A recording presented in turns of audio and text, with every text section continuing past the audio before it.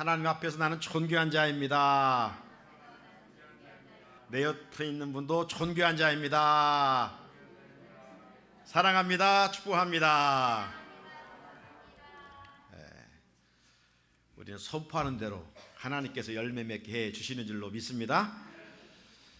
말 많고 탈도 많은 20대 선거 끝났습니다. 여러분은 누구를 선택하셨는지 모르겠지만 우리는 하나님의 주권을 믿는 자들입니다. 아멘. 그러니까 누가 되든 상관없어요. 하나님이 세우셨음을 믿고 이제 우리가 국민의 한 사람으로서 해야 할 일은 뭐냐? 새로운 대통령이 앞으로 5년간 국정을 또 이어갈 때 정말 좋은 사람들 만나서 야당과 잘 또 아까 작년 기도대로 협치하면서 무엇보다도 위에 계신 하나님을 두려워하고 초심 잃지 말고 백성을 섬길 수 있는, 가시적으로 청와대도 우리 국민들에게 돌려주고 광화문 시대가 도래한다고 이런 것들이 그동안 계속했지만 이어지지 못했는데 이제 첫 단추부터 정말 달라지는 그런 정치계가 되고, 정치가 안정됨으로 우리 경제도 이 코로나 시국에 더 진보하고 발전하고 부흥하고 우리 사회도 좀 더 평안하면 좋겠습니다. 무엇보다 우리는 주님의 주권을 믿는다면 이제 대통령을 위해서 우리가 기도해야 됩니다. 우리는 위정자들을 위해서 기도하라. 성경은 우리에게 그렇게 말씀하고 있어요. 아이고 꼴보기도 싫은데 내가 택하지 않았다고 해서 이제 우리는 그런 속 좁은 자가 아니라 말씀대로 살아가는 거예요. 그래서 성경 말씀 디모데전서 2장 2절 말씀해 보게 되면 이렇게 말씀합니다. 임금들과 높은 지위에 있는 모든 사람을 위하여 하라. 모든 사람을 위하여 기도하고 간구하고 도구하고 감사를 하되 특별히 임금들과 위정자들을 위해서 기도하라. 왜 기도하라고 지금 이 말씀 뒤에 보면 말씀하고 있습니까? 이는 우리가 모든 경건과 단정함으로 고요하고 평안한 생활을 하려 함이라.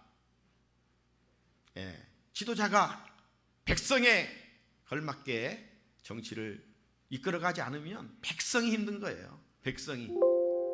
그래서 우리 또 신앙생활도 힘듭니다. 그렇기 때문에 저들이 정말 좋은 법과 제도와 정책을 만들어야 우리 그리스도인들도 신앙생활 바르게 건강하게 행복하게 할 수 있다라고 말씀하고 있는 겁니다. 자, 아무튼 우리는 대한민국의 국민으로서 늘 기도할 때마다 대통령과 위정자들과 또 나라를 섬기는 모든 이를 위해서 중보의 기도의 폭을 넓혀갈 수 있어야 합니다. 자, 하지만 우리가 또 나라도 나라이지만 먼저 우리 가정이 건강해야 돼요. 우리 가정이 건강해야 돼요. 가정은 한 국가를 이루는 초석입니다. 그래서 우리가 흔히 쓰는 말에 수신제가 지국평천하라고 그랬어요. 나와 내 가정을 다스리고 국가와 나라를 천하를 다스리지 자기와 가정을 다스리지 아니하는 이들이 어떻게 더 큰 규모를 다스릴 수가 있겠습니까? 그래서 우리는 나라 걱정도 해야 되지만 내 가정이 건강하게 세워져 갈 수 있어야 돼요. 지난 시간 말씀드린 것처럼 가정이 무너지면 성공한들 못하고 많은 것을 누리면 뭐합니까? 그러잖아요. 가정이 건강해야 돼요. 그래서 지난 주일에는 우리가 욥의 가정을 한번 살펴봤고 오늘은 두 번째로 고넬료의 가정을 살펴보려고 그래요. 그래, 고넬료의 가정을 회복하라. 오늘 말씀의 제목입니다. 하나님은 세상을 창조하셨고 당신의 형상으로 사람을 창조하시되 아담과 하와를 만드셨고 그들을 하나 되게 하셨습니다. 그래서 가정을 세워주셨어요. 왜 우리 기독교는 가정을 그토록 중요시 여기느냐? 하나님이 만드셨기 때문에 그래요. 왜 우리는 교회를 중요시 여기느냐? 하나님의 친히 만드신 신적 기관은 가정과 교회예요. 그래서 참 좋은 슬로건은 교회 같은 가정 같은 교회. 이건 너무나도 중요해요. 그렇다면 그리스도의 가정은 어떤 가정이 되어야 될까? 우리 가정은 하나님이 교회가 되기를 원하셔요. 우리 교회는 가정이 되기를 하나님이 원하시는 것처럼 우리 가정이 교회가 되라. 단순히 가족들이 모여서 먹고 자는 그런 공간이 되면 안 돼요. 하나님은 성도들의 가정이 교회가 될 것을 말씀하셨어요. 어떻게 가정이 교회가 될 수 있습니까? 이렇게 많이 모여야 교회이지? 아닙니다. 마태복음 18장 20절 말씀해 보게 되면 예수님 두세 사람이 모이는 곳에 나도 그들 중에 있느니라. 주님의 이름으로 우리 가족들이 모여 예배드리는 그곳이 교회라는 겁니다. 따라서 우리는 주일에 교회 공동체 공교회만 모이는 열심을 넘어서 우리 가정이 교회의 기능을 할 수 있어야 돼요. 교회의 기능이 뭡니까? 5대 기능이 있어요. 5대 기능. 하나님께 예배를 드리는 겁니다. 그리고 말씀으로 내 자신이 교육을 받는 겁니다. 그리고 성도들 간에, 가족들 간에 말씀의 교제를 나누는 것입니다. 그리고 이웃을 봉사하는 것입니다. 그리고 불신자들에게 복음을 전하는 것입니다. 이게 교회의 5대 기능이에요. 그렇다면 우리 가정도 교회가 돼서 이런 5대의 기능을 살려나갈 때 하나님이 보시기에 기뻐하시는 교회, 그 안에서 주시는 은혜를 통해서 행복을 노래할 수 있는 귀한 가정이 될 수가 있습니다. 그런데 오늘 성도들의 가정조차 이런 교회의 기능이 점점 약화되어 가고 있습니다. 자, 이런 현실에서 하나님은 오늘 우리 교회에 속한 성도들의 가정이 영적으로 일어나 휴가기를 원하셔서 3월에 계속 가정이여 일어나라 말씀하시는 가운데 오늘 본문에 기록되어 있는 고넬료의 가정을 말씀해 주시고 있습니다. 자, 본문의 주인공 고넬료는 어떤 사람입니까? 자, 본문 1절을 보면 가이사라에 고넬료라는 사람이 있으니 이달리아라 부대라는 군대의 백부장이라.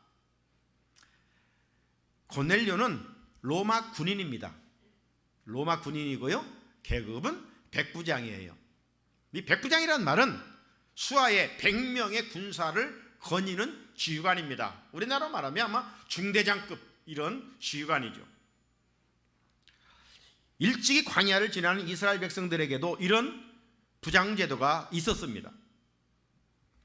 지도자 모세가 출애굽하여 이스라엘 백성들을 광야 40년 이끌어가는 과정은 정말 힘든 과정이었지요. 아침부터 저녁까지 백성들을 재판해야 했기 때문입니다. 어느 지파에 이런 문제가 있고 저런 지파에 어느 문제가 있으면 이 모든 문제를 지도자 모세 앞에 가지고 나왔어요. 60만 대군 약 200만 명을 이끌고 가는 이 모세 홀로 지도하고 있으니 얼마나 힘들었겠어요. 이 문제 해결하면 저 문제 해결하면 여기서 그래서 모세가 아침부터 저녁까지 재판을 해야 했습니다. 이 모습을 옆에서 누가 지켜봤느냐? 장인 이드로가 지켜봤어요. 장인 이드로가 지켜보니까 이러다가는 우리 사이 모세가 아주 기력이 다 쉬하여 병들겠다, 잘못하면 죽겠다, 이런 사랑의 마음이 들었습니다. 그래서 모세에게 업무 분담을 위한 부장 제도를 건의합니다.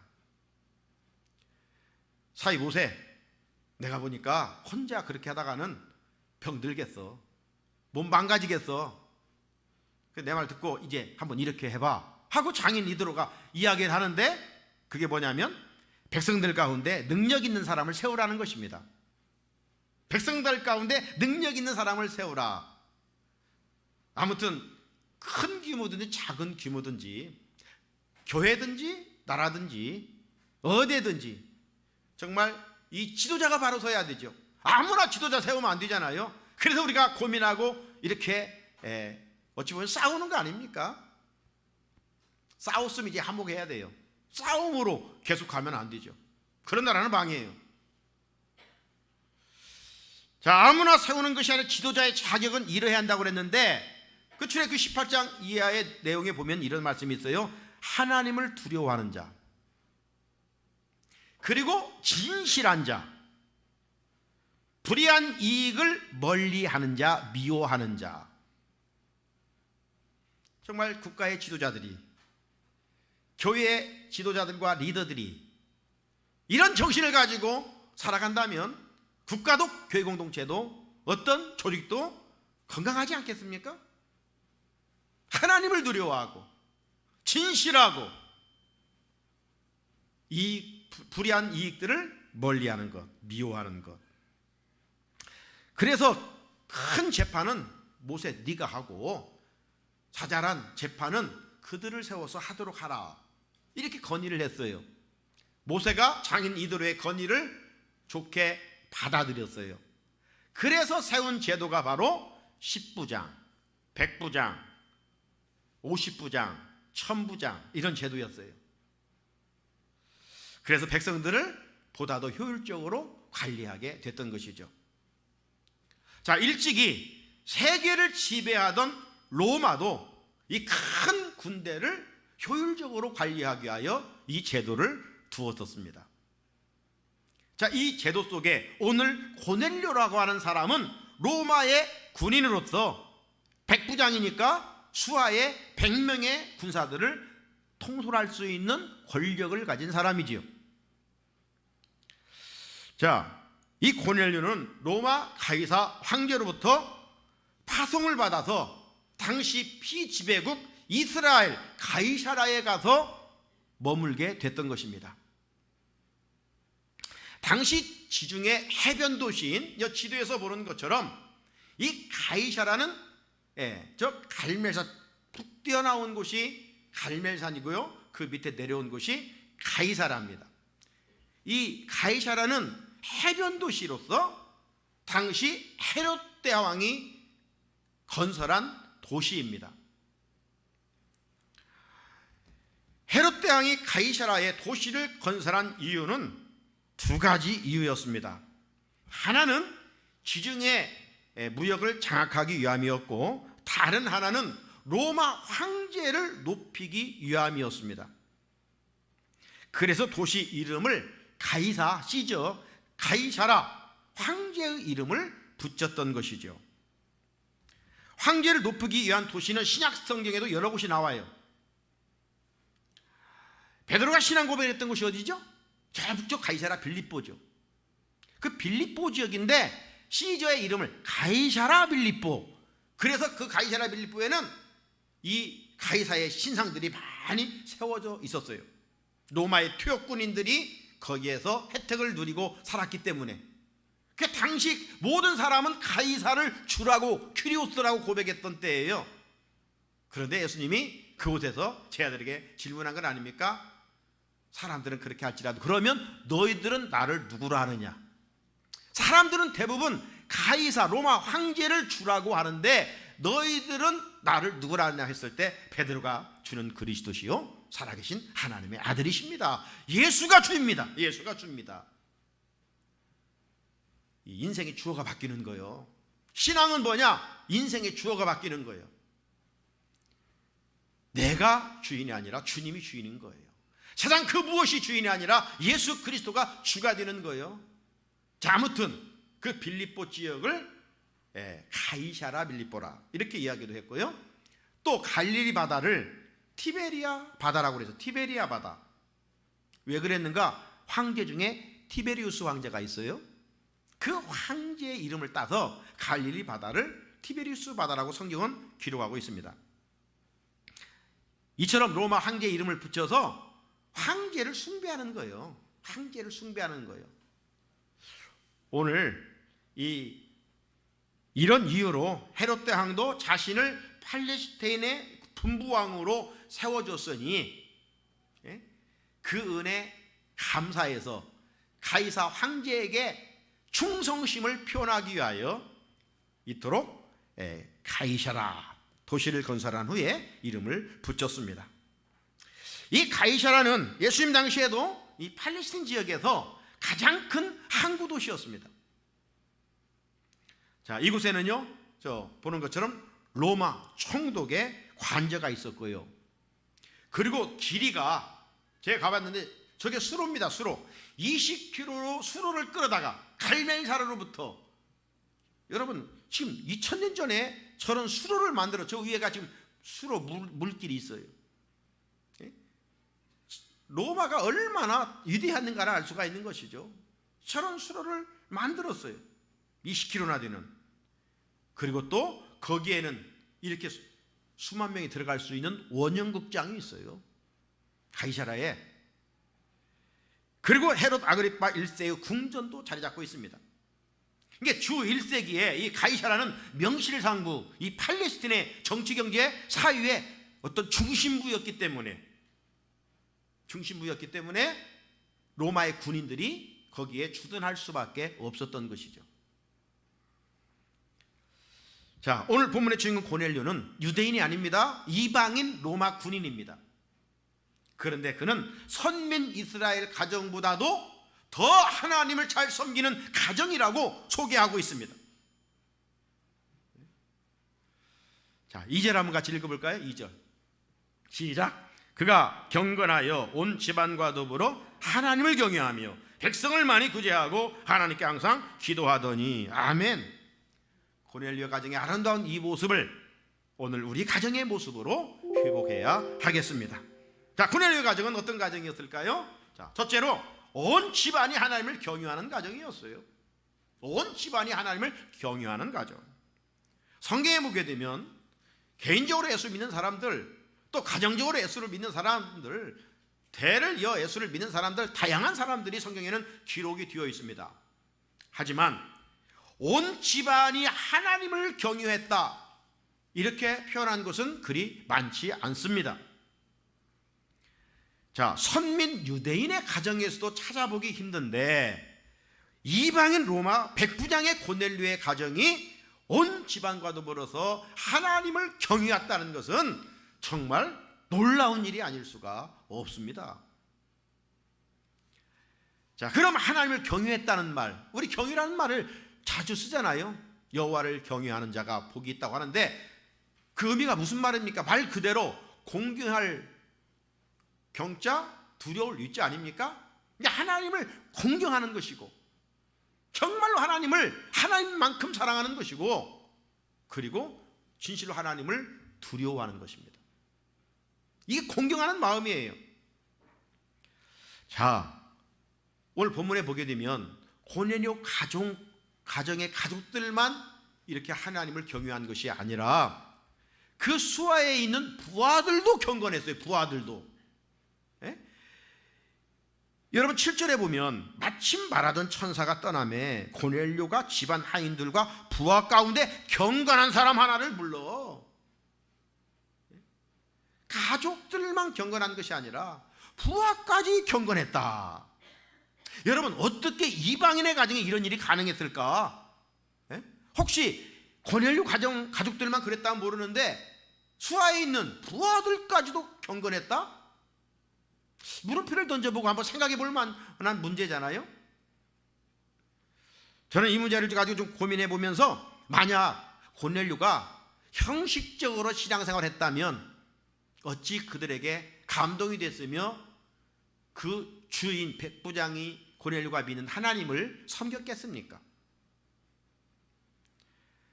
고넬료가 가이사 황제도 섬기고 하나님도 섬긴 이중 인격자였다면 어찌 그가 가진 하나님을 섬길 수 있겠습니까? 고넬료는 하나님이 창조이심을 알고 믿고 예수 그리스도가 구원자이심을 알고 믿은 후에는 정말 마음과 뜻과 정성을 다해서 하나님을 경외하는 일에 부유한 자로 살았고 그분의 말씀대로 살려고 몸부림을 쳤던 것이죠. 삶의 구별이 있었어요. 믿지 않는 자들과 다른 삶을 추구했던 것이죠. 하나님의 사랑으로 채워진 고넬료는 다른 로마 군인들과 같이 권력을 가지고 유대 백성들을 함부로 하지 않았다 이 말이죠.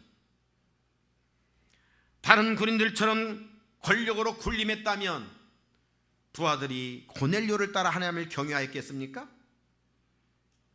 이방인 고넬료는 하나님의 자녀로서의 인격과 언어와 행동을 갖추고 살았던 것이죠. 그렇게 가족들과 부하들에게 예수 그리스도의 거룩한 바이러스를 전염시켜, 야, 나도 저분이 믿는 하나님을 나도 믿고 싶구나, 도전받고 예수를 믿게 된 것이죠. 하나님을 경외하게 된 것입니다. 사랑하는 성산의 성도 여러분, 오늘날 우리 그리스도인의 문제점은 어디에 있습니까? 하나님 자녀다움의 정체성을 상실한 데 있습니다. 하나님을 경외한다고 하지만 삶의 자리에서 그리스도인의 능력이 없습니다. 교회는 열심히 다니는 것 같고 믿음 생활하는 것 같은데 마음이 나뉘어 하나님과 세상, 하나님과 재물을 겸하여 섬깁니다. 그리스도인의 아이덴티티, 정체성이 없습니다. 환경은 두려워하면서 하나님은 두려워하지 않습니다. 하나님 사랑하는 것이 세상 그 무엇 사랑하는 것과 그 하나에 불과할 뿐입니다. 정말 마음과 뜻과 정성을 다하여 진심으로 인격을 다하여 하나님을 사랑하지 못합니다. 이런 모습을 자녀들에게 보이므로 가정에서는 믿음의 대가 단절이 되고 세상에서는 이렇게 살아가니까 불신자들에게 그리스도의 선한 능력을 드러내지 못함으로 복음 전도의 길이 차단되는 것이지요. 사랑하는 성도 여러분, 예수 믿는 내 얼굴이, 우리의 가족들의 모습이 이웃들에게 어떻게 비춰지고 있습니까? 직장에서의 내 직급이 높다면 아랫사람들에게 어떻게 내 모습이 비춰지고 있습니까? 지금 다 힘듭니다. 어렵습니다. 이럴 때 얼굴에 내천자 우거지상하면서 아이고 입에는 늘 죽겠다 죽겠다 부정적인 언어 소리하면서 그렇게 산다면 예수 그리스도의 선한 능력이 나를 통해서 전해질 수가 있겠습니까? 하나님을 경외하는 자로서 직장에서 어디에 있어든지 구별된 인격과 언어와 행동을 믿지 않는 자들에게 보여줘야 하겠지요. 그러한 선한 행동만이 주변에 그리스도의 향기를 드러낼 수가 있습니다. 그럴 때 비로소 내 주변 사람이 나로 인하여, 우리의 가정으로 인하여 저들도 도전받고 언젠가는 하나님을 경외하게 될 것입니다. 예수 믿는 기쁜 모습, 예수 믿는 행복한 모습을 보여줄 수 있어야 되죠. 우리는 살다가 죽는 존재가 아니라, 보이는 것들을 붙들고 사는 존재가 아니라, 우리는 소망은 천국이요 영원한 것에 소망을 두고 살아가기 때문에 잠깐 나에게 닥치는 그 무엇 때문에 인생을 다 산 것처럼 세상 사람들처럼 살아서는 안 되는 것이죠. 누가 봐도 저 사람은 하나님을 섬기는 사람이야, 정말 저 사람은 교회 다니는 사람이야, 그 상을 심어줄 수 있어야 하지 않겠습니까? 둘째로 고넬료는 백성을 많이 구제했다고 그랬습니다. 그런 가정입니다. 2절 말씀 속에 그가 경건하여 온 지방과 더불어 하나님을 경외하며 백성을 많이 구제하고, 이기적인 사람이 아니었습니다. 지금 요즘 새벽마다 누가복음을 읽어가는데 예수를 진정으로 인격적으로 모셨다면 변화가 일어나요. 변화. 예수 밖에 있을 때 우리는 변질된 겁니다. 변질된 모습은요, 본능을 추구하며 이기적인 것입니다. 여리고성의 삭개오가 변화됐어요. 그는 자기밖에 몰랐어요. 동족의 피를 빨아먹는 사람이었어요. 허가받은 도둑이었어요. 그런데 그가 예수님을 만나니까 그동안 빼앗은 거 있으면 5분의 1이 아니라 4배나 갖겠고 재산의 절반을 팔아서 가난한 자들에게 나누겠다. 이기적인 사람이 아주 이타적인 사람으로 변하죠. 오늘 고넬료 마찬가지입니다. 오늘 고넬료가 이방인이에요. 로마 군인입니다. 그는 로마의 권력을 가지고 피지배인 이스라엘 백성들의 약자들을 힘들게 하고 거머리처럼 피를 빨아먹을 수 있는 그런 위치입니다. 그래도 누가 뭐라고 할 수가 없어요.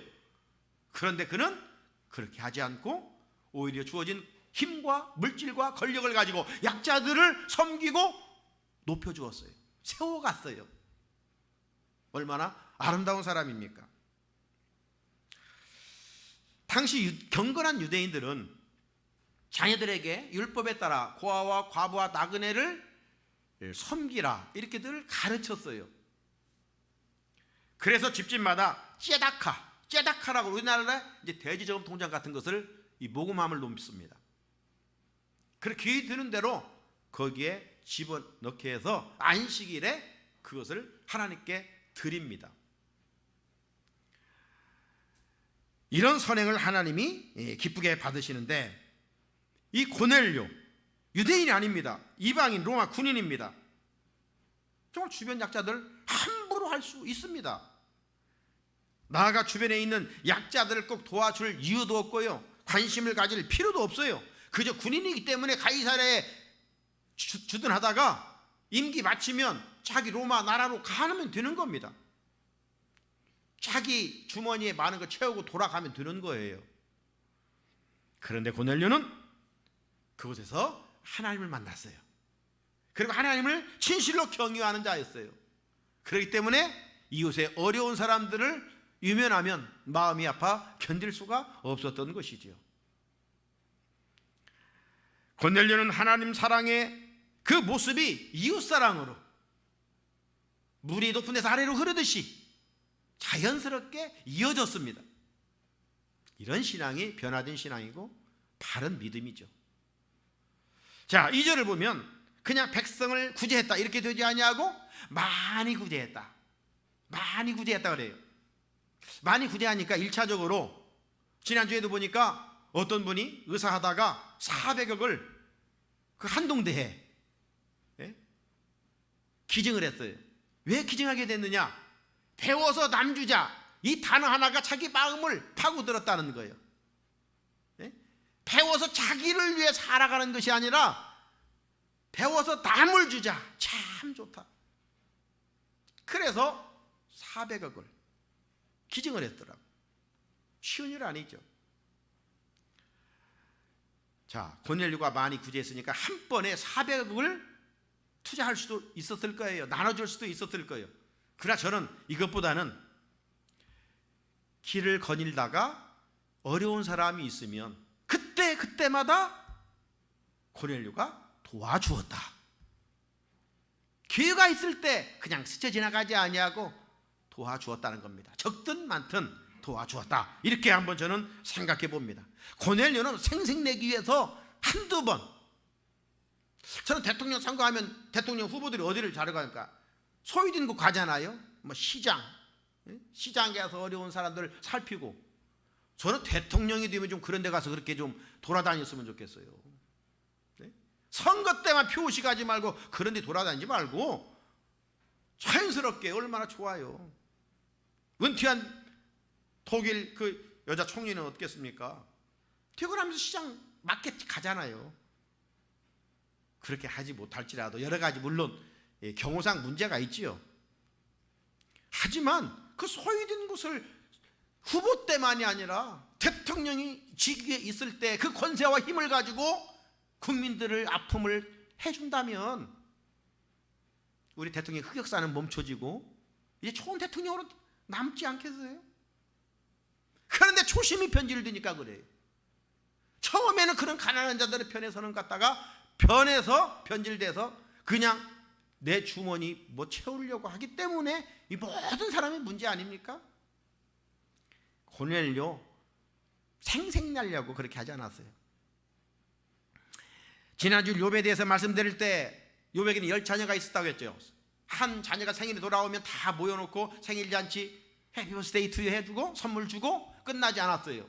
뭐 했다고 그랬습니까? 우리 자녀들이 1년 동안 지나오면서 하나님 앞에 범죄하지는 않았을까? 그래서 짐승을 잡아 하나님께 번제로 드렸는데 이것이 한두 번이 아니라 지난번 말씀드린 것처럼 욥기 1장 5절에 보면 욥의 행위가 항상 이러하였더라. 우리는 뭐 한 번 하고 끝나잖아요. 항상 지속성 있게 선한 일을 한다는 게 쉽지 않잖아요. 오늘 고넬료는 그렇다는 것입니다. 지나가다가 어려운 일이 있을 때 힘으로 그냥 어려운 사람 함부로 할 수도 있지만은 그렇지 않고 오히려 자기에 주어진 것으로 도왔다는 겁니다. 하나님께서 고넬료의 이 사랑 행위를 기쁘게 받으셨습니다. 그래서 어느 날 고넬료가 기도하는 가운데 환상을 보는데 천사가 찾아와 이렇게 말합니다. 4절 후반부에 보면 천사가 이르되 네 기도와 구제가 하나님 앞에 상달되어 기억하신 바가 되었으니 하나님께서 이 고넬료의 기도와 구제를 다 기쁘게 연락하셨다는 겁니다. 왜? 이웃의 작은 자에게 한 것이 주님 말씀처럼 주님께 한 것이기 때문에, 하나님 사랑이 구체적으로 이웃 사랑으로 나타났기 때문에.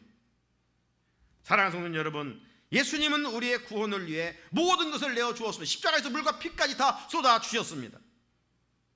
우리는 예수님으로부터 계산할 수 없는 은혜와 사랑을 입은 자들입니다. 이제 우리가 할 일은 무엇이겠습니까? 기회가 있을 때마다 주변의 어려운 자들에게 관심을 갖고 그들을 위해서 회복을 위해 기도하고, 기회가 된다면 작은 것이라도 나누고 베풀 수 있는 그런 열심을 가지고 살아갈 수 있어야 됩니다. 왜? 그것은 없어지는 것이 아니라 사도행전 20장 35절에 보면 받는 자가 복이 있는 것이 아니라 오히려 주는 것이 받는 것보다 복이 있다. 여러분, 농부가 씨를 심으니까 자기 손에서 내버리니까 증수에 30배, 60배, 100배가 있지, 그 움켜쥐고 있으면 한 알 그대로 있는 것 아니겠어요? 주어진 것으로 섬길 때 행복하지 가정의 행복은 쌓아놓는 데 있지 않습니다. 우리 가정이 이웃의 복음의 통로로 쓰임받으려면 인색 한 손을 십자가에 못 박고 고넬료 가장처럼 주변에 있는 어려운 이웃을 향해 과감히 손을 펼쳐야 합니다. 지금 울진 삼척 이쪽에 막 엄청난 대형 화재가 일어났잖아요. 이제 우리 총회적으로도 분명 이제 도회할 부분도 있지만은 이 인터넷 글을 읽어보니까 빨리 그곳에 가서 지금 그 가게들이 막 선한 일에 열심을 내더라고요. 그 가게들을 찾아가서 물건을 팔아줘야 되겠다, 돈을 좀 써야 되겠다, 이런 사람들이 많더라고요. 참 아름다운 마음이죠. 우리 가정의 사랑의 섬김이 우리 주변을 하나님의 나라로 세워가게 될 것입니다. 그토록 항상 기도하는 가정이었어요. 고넬료가 온 집안과 더불어 하나님을 경외할 수 있었던 비결은 무엇이었을까요?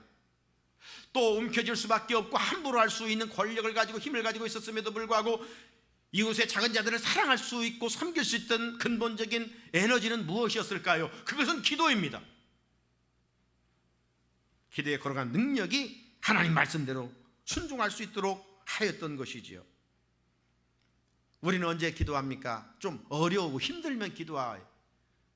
하지만 고넬료는 어렵고 힘드니까 기도한 것이 아니라 오늘 어떻게 기도했다고요? 항상 기도했다. 항상. 온 가족이 항상 기도에 힘썼습니다. 사람의 능력으로 살기를 원하지 아니하고 하나님의 은혜를 간구했다는 것이죠. 고넬료 가정에는 기도의 물줄기가 멈추지를 않았습니다. 올림픽 주경기장에 성화가 활활 타오르듯이 오늘 고넬료의 가정에는 기도의 불이 활활 타오르렀다, 이 말이죠. 기도가 왜 중요합니까? 기도할 때 성령께서 내 생각과 마음을 다스려 주시고 주관해 주시기 때문입니다. 우리가 기도할 때 본능대로 성령님이 은혜 주셔서 본능대로 살지 않고 말씀에 순종할 수 있는 힘을, 능력을 주시기 때문입니다. 고넬료는 다른 군인들과 경쟁해서 계급 올려가려고 이런 걸 힘쓰지 않았습니다. 그런 걸 위해서 기도하지 않았습니다. 오늘 고넬료는 하나님, 위로 하나님을 잘 경외할 수 있기를 은혜를 주십시오. 그리고 내 이웃을 내 몸처럼 사랑할 수 있는 마음을 주십시오. 이걸 기도했습니다. 그 기도가 있었기에 이방인이었지만 성경에 고넬료의 이름이 기록되어 그의 가정이 아름답게 지금까지 우리에게 전해지고 있다, 이 말이죠. 사랑하는 성도 여러분, 사순절 둘째 주일을 살아가면서 주님의 십자가를 믿음으로 바라봅시다. 우리는 십자가를 통해 하나님의 사랑과 더불어 십자가에까지 기도하신 주님을 기억해야 합니다. 기도의 능력을 머리로만 알고 지내면 종교인입니다. 제자는 주님처럼 행동해야 됩니다. 주님은 기도의 본을 보여주셨습니다. 그렇다면 우리 입술의 심령의 기도가 이어져야 됩니다. 기도는 능력이요, 기도는 축복의 통로입니다. 자녀들이 육신의 부모에게 뭘 구하면 없는 것까지라도 주고 싶은 것이 부모의 마음입니다. 하물며 육신의 부모와는 비교할 수 없는 하늘의 아버지께 구할 때 좋은 것으로 주시지 않겠느냐? 좋은 것으로 주시지 않겠느냐? 말씀하고 있지 않습니까? 그리스도인에게 기도가 멈춰 있다면 그 신앙은, 그 영혼은 지금 병든 것이고 죽은 신앙입니다. 여러분, 매일 기도의 시간을 정하고 기도의 분량을 채워가십시오. 고넬료 가정처럼 우리 가정의 기도의 불을 환하게 밝히십시오. 기도의 불이 꺼지면 어둠에 찾아오고 그 어둠 속에 마귀 강도가 찾아옵니다. 마귀는요, 우리를 분주하게 하여 기도하지 못하게 하고 은혜를 누리지 못하게 합니다. 백수가 애 죽는다고요? 바빠서 죽는데요, 백수가. 마귀는 쓸데없는 일에 분주하게 만듭니다. 하나님께 기도하는 시간을 정해야 돼요. 기도하지면 우리는 실패할 수밖에 없고 패배할 수밖에 없어요. 마지막 때 정말 우리가 힘써야 할 것이 무엇인가? 베드로전서 4장 7절 한번 같이 읽을까요? 시작. 만물의 마지막이 가까웠더니 그러므로 너희는 정신을 차리고 근신하여 기도하라. 마지막 때 돈 버는 일에 열심을 내야 되겠죠. 하지만 기도로 세워지지 않는 물질은 바벨탑처럼 무너지고 물질을 사랑하면 옆구리를 찌르는 가시가 된다고 성경은 말씀하고 있어요. 그러나 기도로 탄탄히 세워지면 그 물질도 선하게 사용하고 이름도 존귀하게 고넬료처럼 되는 것 아니겠습니까? 우리가 힘써야 할 것은요, 기도하는 일이에요. 기도하는 일. 제가 지난주에 친구 목사님 만났어요. 그 교회에 무당기 신내린 사람이 예수 믿게 됐대요. 그제 뭐 몇 개월 됐는데 새벽 기도가 4시 반에 시작하는데 3시에 교회에 온대요. 그러면서 눈물을 흘리면서 막 기도한대요. 근데 그 부부 사이도 좋지 않대요. 남편은 이제 뭐 별 돈 벌 능력도 없고 이분이 무슨 이제 양복 깃는 것으로 생계를 이어가는데, 그래서 한 달에 5만 원 용돈을 준대. 5만 원 용돈을. 맨날 남편이 왜 이것밖에 주지 않느냐고. 그런데 하나님을 사랑하는 사람은 가족을 사랑하는 사람이라고. 이 말씀을 듣고 이 아내가 남편에게 10만 원을 줬대요. 남편이 이게 어쩐 일이냐고.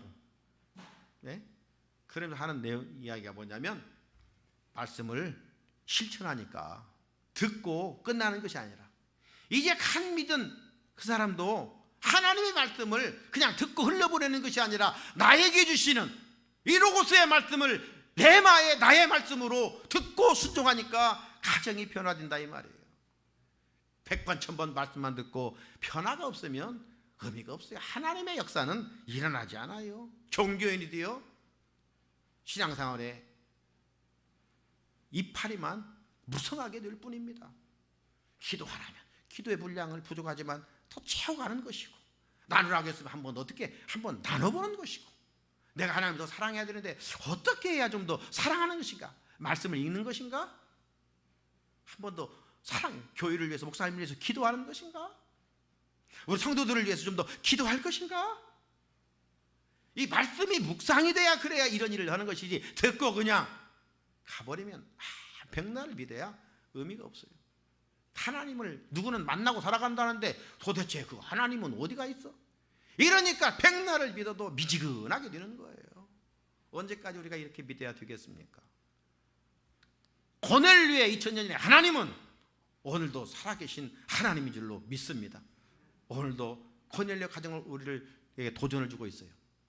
온 식구가 하나님을 경외하기를 위해서, 이웃을 사랑하기를 위해서, 그리고 기도하기를 위해서 이런 은혜가 우리 가운데 있기를 주님의 이름으로 축복합니다. 거룩하신 하나님 아버지, 3월달 가정이여 일어나라 이 말씀 속에 욥의 가정을 이어서 오늘 고넬료의 가정에 대해서 말씀